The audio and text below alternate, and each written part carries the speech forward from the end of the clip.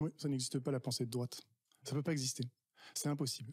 On peut être de droite et être un architecte, on peut être de droite et être et comment est-ce qu'on pourrait dire, être un physicien.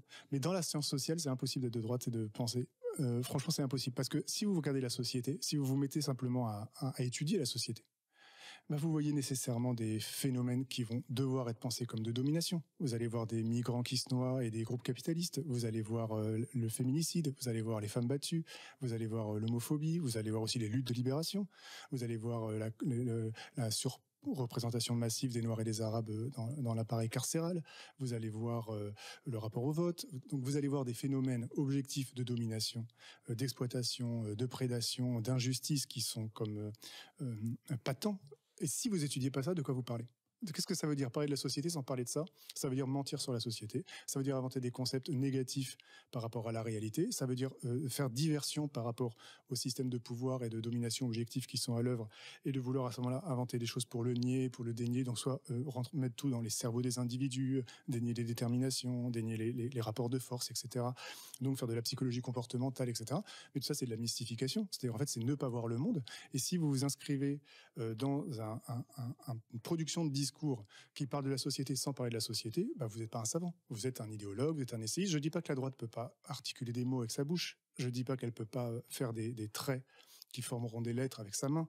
Je dis que ce qu'elle produira, ça ne sera pas de la pensée. Parce que la pensée, ça suppose d'être dans un registre de l'objectivation de la réalité. Et la réalité, c'est la domination. Et c'est les systèmes de domination et les systèmes d'exploitation. Et à partir du moment où vous avez objectiver les systèmes de domination, vous êtes nécessairement porté sur une logique de transformation du monde, parce que comme le disait Adorno, puisque le monde est faux, la vérité est un concept oppositionnel par rapport à la réalité. Donc, il ne peut pas y avoir de pensée de droite, et de fait, il n'y a pas de sciences sociales de droite, ça n'existe pas. Personne ne peut citer un seul philosophe, intellectuel, sociologue de droite. Ça n'existe pas. Qui a fait une œuvre et qui a produit des concepts importants. Ça n'existe pas. Comment tu définirais alors, par exemple, je sais pas, moi, je vais prendre des gens totalement dans un spectre différent, mais je sais pas, un type comme Bernanos ou Schmitt ou Spengler qui est très à la mode dans une certaine droite.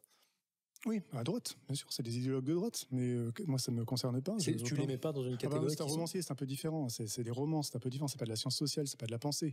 Et on peut sans doute être un romancier de droite. Tu parlais de Bernanos. Ouais. La France contre les robots, c'est pas mal en termes de. On peut ne pas être d'accord, mais il y a une pensée.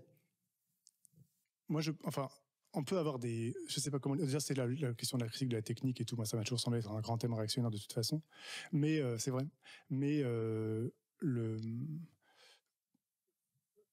alors par exemple, non mais je sais pas, je maintiens ce que j'ai dit.